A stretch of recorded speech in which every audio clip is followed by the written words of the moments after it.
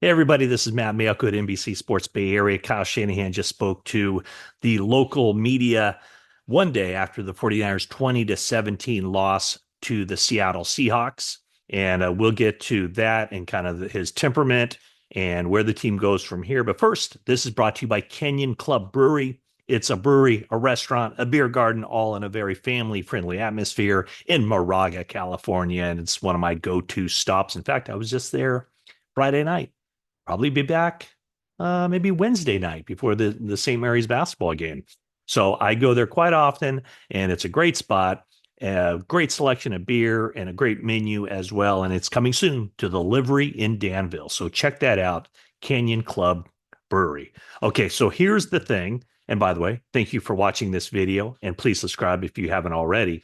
Here's kind of the takeaway about the mood of the team and Kyle Shanahan's approach for the team getting back to work after that hugely disappointing loss for the 49ers and for the fan base to the Seattle Seahawks. It's all about the ball, and you got to keep it about the ball and nothing else. So, in other words, there's a lot of chatter right now, a lot of opinions from myself and others, I'm sure, about what ails the 49ers, how this season has gone flat, how the 49ers are 5-5 after 10 games, and how they face right now an extremely uphill battle to make it back to the postseason. This is obviously whenever a team makes it to the Super Bowl and they lose, or even if they make it to the Super Bowl and win, or heck, if they make it to the playoffs, the next year, everybody is thinking Super Bowl or bust. And right now, it's been a bust for the 49ers. There's no doubt about it. But what they have to do is focus in on the small picture, and that is returning to work, taking care of business, and trying to beat the Green Bay Packers. They're not going to earn a playoff spot in Green Bay on Sunday, but they need to take baby steps. And at this point, have they shown the ability to be a team that can make it to the playoffs? Probably not. I mean, but just look at this. I mean, they're 5-5. They have not beaten a team with an above 500 record this season. And in games where they have played teams that are 500 or better, the 49ers are 1-5. And their one victory was against the Seattle Seahawks earlier in the season. But yeah, so all their losses are to teams: Minnesota 8-2, the Rams 5-5, Arizona 6-4, Kansas City 9-1, and Seattle 5-5. So that's where the 49ers are. Let's first bring you up to date on the injury situation. So Brock Purdy had some right shoulder soreness. He's listed as day-to-day. They don't know exactly when he injured that shoulder, but it was from a hit. Shanahan said that he didn't think that Purdy's play was impacted in the game from that. So the day after, all the soreness kind of comes out, and the 49ers are dealing with that. Jacob Cowing is in the concussion protocol. Tatum Bethune had an MCL sprain. That's medial collateral ligament, so he'll be out for a little while. Nick Bosa has the hip and oblique injuries. They will reevaluate that throughout the course of the week. It started in one hip. He overcompensated. Now it's in the other hip. So it's in both hips, obliques. And Shanahan said there's a chance he plays on Sunday, even though Bosa seemed very pessimistic about that after the game on Sunday. Chance that he plays against Green Bay. But the way Shanahan said, there's as good a chance for him to play as there is for him not to play. George Kittle, as I talked about after the game, he should be back in practice on Wednesday. He was close to being able to go in the game Sunday. That was originally thought to be a 7 to 10 day injury, and so he should be back on the field for the 49ers this week. And then Trent Williams, he was very sore today. He took a shot before the game so that he could play in the game with an ankle injury. So we'll see how he looks on Wednesday. Probably won't practice. I mean, there's no chance he's going to practice on Wednesday. I would think that they might just give him the week off. Dre Greenlaw is continuing to do mock practices on his own with the strength and conditioning staff. And so the 49ers hope to get him back in practice next week. And then Charvarius Ward. He was at the team meeting earlier today. He was at the game on Sunday. He had some workouts over the weekend with the 49ers strength and conditioning staff. So they'll see how he feels this week and whether he can get back on the field against Green Bay. All right. So some of the things we'll hit on this one, we'll just kind of tick it off, and we'll tick down kind of the topics that Kyle Shanahan spoke about on his conference call, including just kind of the mindset and how he's approaching these very adverse times. Obviously, he's coming under a lot of scrutiny, a lot of pressure, but it's something that he's been dealing with for years.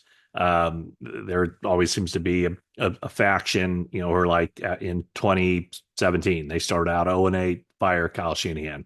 In 2020, where they come back after the Super Bowl, they struggle, fire Kyle Shanahan. So this in 3-5 a couple of years ago, fire Kyle Shanahan. The 49ers aren't firing Kyle Shanahan, and we'll go into a little bit of why that is. But just to tick off some of the elements of this, Christian McCaffrey, 19 carries, 79 yards. Shanahan said that he felt like he did a good job, that Seattle's two-shell defense really kept him in check. He said there might have been one run where he left a little bit out there, but he says he probably thinks that way about every run. But he said he's very happy with how Christian McCaffrey is playing, and Christian McCaffrey is playing a lot. There was no easing him back into the lineup against Tampa Bay, and there certainly wasn't against Seattle, nor will there be at any point the rest of the season. As long as the 49ers are in it, they have a chance. Christian McCaffrey, if he doesn't need a blow, he is going to play, and he's going to play a lot. Brock Purdy didn't attempt any passes down the field, but Shanahan said that he would have been surprised had he attempted some passes down the field, because that's just the way Seattle plays their defense. They have a kind of a bend but don't break defense, and the 49ers were able to have some drives, but they really did not do themselves any favors with some penalties that stalled some of those drives. So really not an opportunity for the 49ers to get many big plays offensively. That's what Shanahan said. In talking, well, let's talking about the penalties. That's what he said, that those penalties were huge. 49ers had 9 penalties, 7 of them were on offense. And he said that he felt like that was the biggest problem in the game. And he actually felt like the 49ers played a better game offensively in this game than they did on the Thursday night game up in Seattle.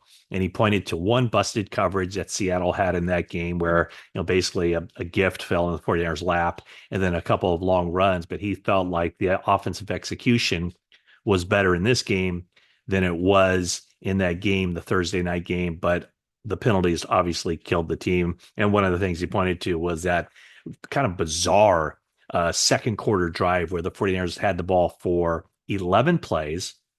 They used 7 minutes of the clock on that drive, but they only managed 26 yards. Not sure how that's mathematically possible. And they didn't have any points at all on an 11-play drive. One play I asked about was before the 49ers punted to Seattle. Seattle called a timeout after John Jennings was stopped for a 5-yard pass play on a 3rd and 11. Seattle called a timeout because Jennings was kept in bounds, or they kept the clock running after he was stopped. And then it appeared as if somebody on the Seattle sideline, potentially their special teams coach, Jay Harbaugh, went up to the line judge and asked for a timeout. And it was just kind of the line judge is Kevin Cody. And then the line judge came in to talk to the referee. And meanwhile, you can see on the sideline, Mike McDonald, the head coach of Seattle, looked very upset. Like he knew the ramifications of calling back-to-back timeouts. But The officials said that no, they didn't call back-to-back timeouts. There was some issue going on that Seattle pointed to with the officiating. I don't know what the case may be, but I asked Shanahan if he had thought ahead, if that was a 4th and 1 and not a 4th and 6, would they have punted? And he said, uh, the one thing I know is they wouldn't have punted. So it would have been either a 55-yard field goal attempt or the 49ers would have gone for it 4th and 1 on the 37. So um, I guess that's neither here nor there. 49ers have people who send in stuff to the league office to try to get an explanation, but that really does them no good at all. Um, in talking about just how the team came in Monday, Shanahan said that they were, team was pissed off, disappointed that they were upset, but he said they had a good team meeting and they addressed a bunch of the stuff that happened in the fourth quarter of that game. And what he pointed to specifically for both the offense and the defense was after Seattle took a 13-10 lead with 3 minutes left in the third quarter, the 49ers offense had the ball two more times. And then the 49ers defense was out on the field two more times. And for the offense, they scored a touchdown. And then they had that failed drive where they could have put the game away. And that came after the 49ers defense held Seattle on a fourth down play. And then, of course, once Pat O'Donnell's punt went into the end zone, Seattle put together their drive that ended with Geno Smith rushing for the winning touchdown. So basically, he said it was very similar to the Tampa Bay game where late in the game, 49ers offense was 50% on their drives, 49ers defense was 50% on their drives. But obviously, because Seattle started that whole sequence with the lead, that's how the game turned out. And that kind of brought up a point about, uh, you know, the killer instinct or the emotional hangover that the team has experienced. And what Shanahan said was that, um, is basically the same game as the 49ers played in Tampa, where it just kind of came down to the wire. They didn't do enough stuff earlier in the game to take control and to keep control of the game. But, his idea was, he understands the narratives and all of that, but it wasn't that the 49ers had the killer instinct against Tampa and didn't have it against Seattle.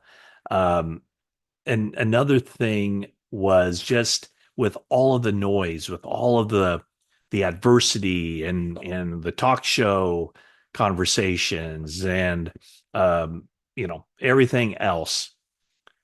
How do you deal with that kind of adversity? How do you deal with when it looks like the sky is falling and it very well might be falling? We'll see how the rest of the season turns out, but clearly the 49ers don't look like a playoff team up to this point with many of the same players that they've had. Sure, they've had some injuries, but I don't think anybody's using all that as an excuse.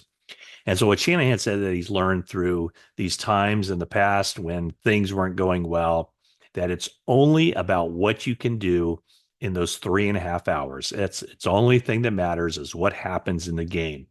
And the best way to prepare for what happens in those games is focusing in on practice and meetings and then any time spent thinking or talking about stuff that's happening outside of football only makes things more difficult. So that's where the 49ers are now. Shanahan said that that's why you have to make sure you have tough-minded people on the team that go about their jobs and don't do anything that makes their jobs any more difficult.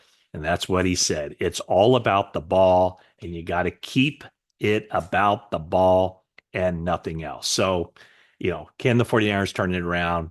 I think I'm like everybody else watching this. I'm very skeptical. They haven't shown it up to this point.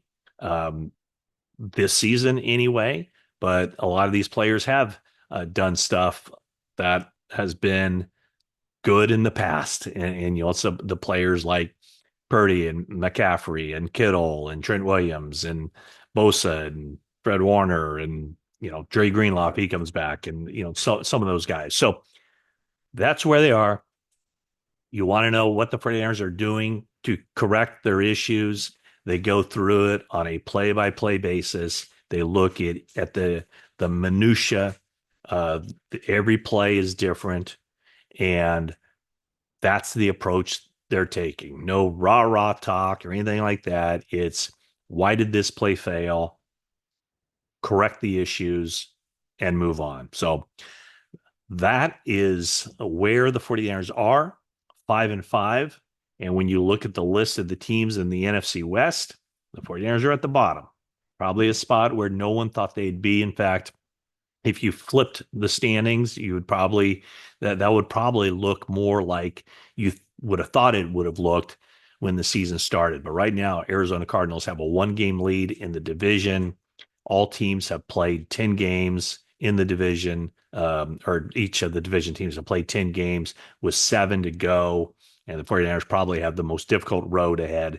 And these next 2 games are going to be very difficult at Green Bay, at Buffalo, and then, of course, later in the year, facing the Detroit Lions on a Monday night at Levi Stadium. So, again, thank you for watching. If you haven't already, please subscribe. And that is it for now.